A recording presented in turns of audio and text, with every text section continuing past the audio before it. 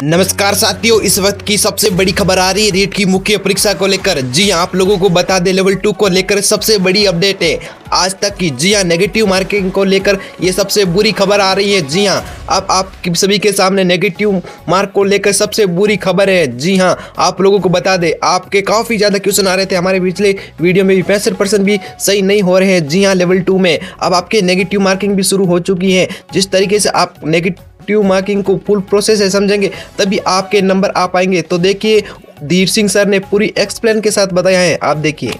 Negative marking से अपन कैसे बचें, नकारात्मक अंकन से आप कैसे बचें, नकारात्मक अंकन से आप कैसे बचेंगे। नेगेटिव मार्किंग क्या है साहब, समझिएगा इस बात को। ये किसी भी एग्जाम में सबसे बड़ा रोल अदा करता है नकारात्मक अंकन, नेगेटिव मार्किंग। ठीक है, तो नेगेटिव मार्किंग क्या है इसको समझिएगा। आरपीएससी की जितने भी एग्जाम देते हैं, यूपीएससी के लगभग एग्जाम देते हैं, 1/3 होता है आपके। ठीक है, 1/3 का मतलब क्या है, यदि आपने 3% गलत किए हैं तो आपका 1% सही जो है उसके नंबर एक प्रकार से वो कट हो गया। 3 गलत होने का मतलब क्या हो गया, 1 आपका सही किया हुआ गलत हो गया। ये नेगेटिव मार्किंग है।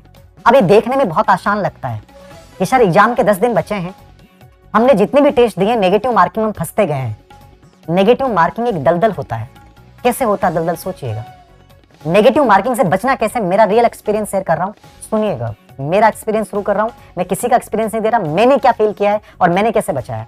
पेपर जब भी आप देते हैं, नेगेटिव मार्किंग से कैसे बचना है।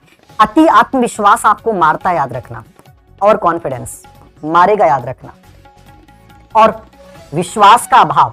ठीक है ना, विश्वास, लेक ऑफ कॉन्फिडेंस, विश्वास का अभाव, ये दोनों चीजें क्या होती हैं, नेगेटिव होती हैं।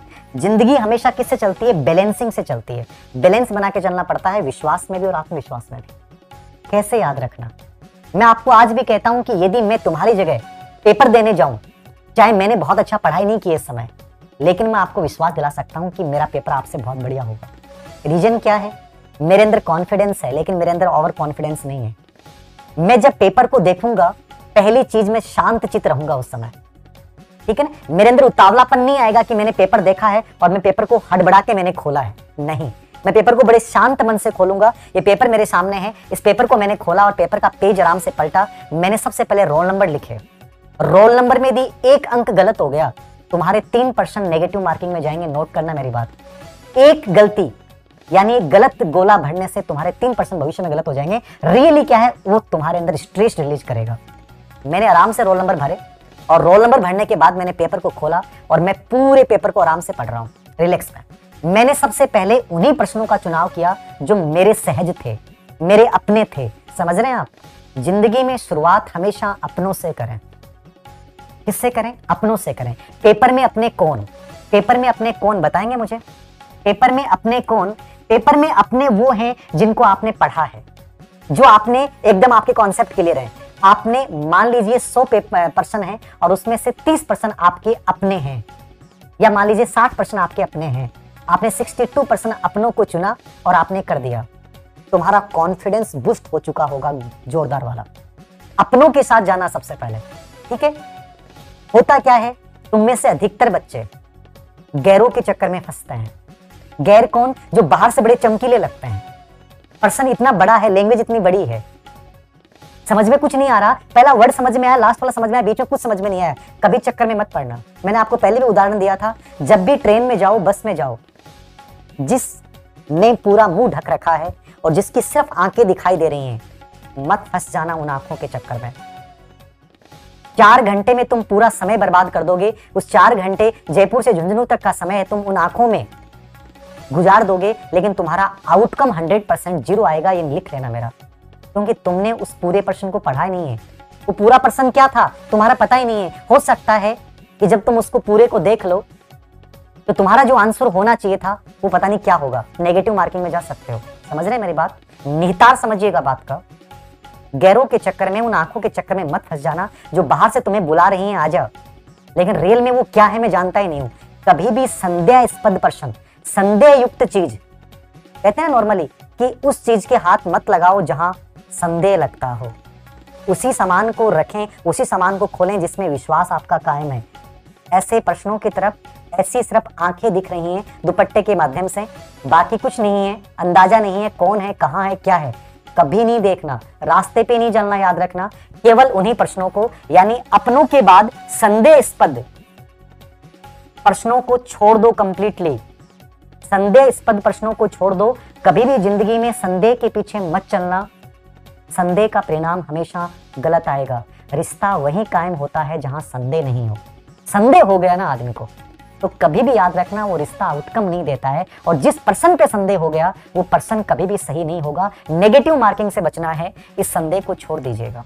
जो भी संदेह वाले पर्सन है, जिनकी लैंग्वेज समझ में नहीं आ रही है, कोई तुक्का नहीं लगाना है, कोई गेस नहीं लगाना है, चाहे तुम्हारे कितने % कम हो जाए, उन प्रश्नों को हाथ नहीं लगाना है। उसके बाद आप आगे बढ़ रहे हैं और आपको लगता है कि सर 5% ऐसे हैं जिसमें मैं कॉन्फिडेंट हूं हल्का सा कि सर हो सकता है। तुम 5 प्रश्नों को उस समय रिस्क ले सकते हो जब 100 नंबर का पेपर है और पेपर का लेवल मीडियम है और तुम ऑलरेडी वहां 65 से 70% कर चुके हो। ठीक है, पेपर का मीडियम लेवल है तो तुम कर सकते हो, बाकी आप नहीं भी लें तो कोई फर्क नहीं पड़ेगा। याद रखना, नेगेटिव मार्किंग से हमें जहां तक हो बचना चाहिए। यदि हमने प्रश्न सही कर दिए हैं लगभग 60+, यदि अपन 40 के आसपास ठहर रहे हैं तो वहां अपन नेगेटिव मार्किंग में फंस सकते हैं, अन्यथा में नहीं फंसना चाहिए। यदि तुम 100 नंबर के पेपर में और पेपर का मीडियम लेवल है, तुम 60+ जा चुके हो, मेरे अकॉर्डिंग आपको नहीं फंसना चाहिए। चौथी बात, नेगेटिव मार्किंग में कभी भी पेपर आपने पूरा कर लिया हो और पेपर पूरा करने के बाद अंतिम समय में याद रखना, कभी भी प्रश्नों के उत्तर मत लगाना। होता ना कि 10 मिनट एग्जाम के बच्चे हैं, उस समय बच्चा क्या करता है, पेन खोलता है और पेन खोलने के बाद वो सोचता है यार 4%, 5% बच गए, लगा देता हूं।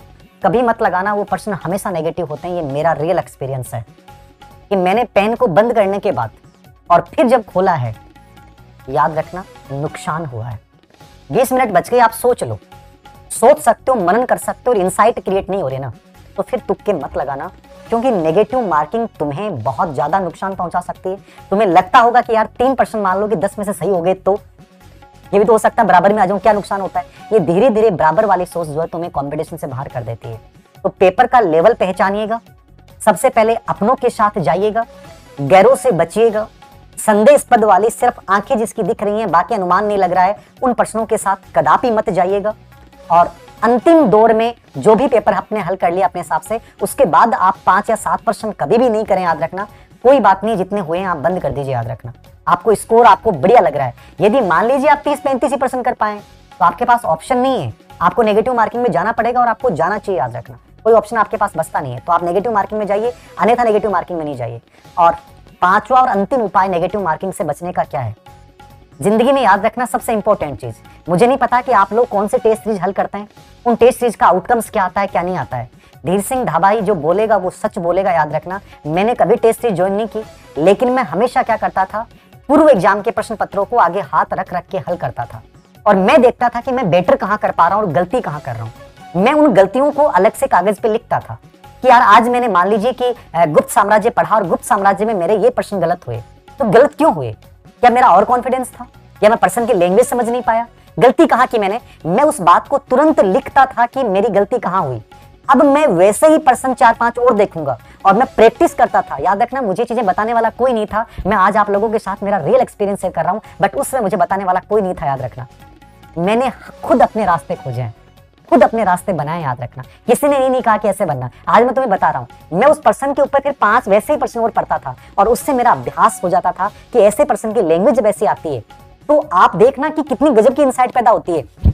मैं कॉलेज लेक्चर पेपर देने गया ना, तो मेरे लगभग 6 से 7% ऐसे थे जिनको मैंने आंशिक पढ़ा था, लेकिन वो मेरे सब सही हुए।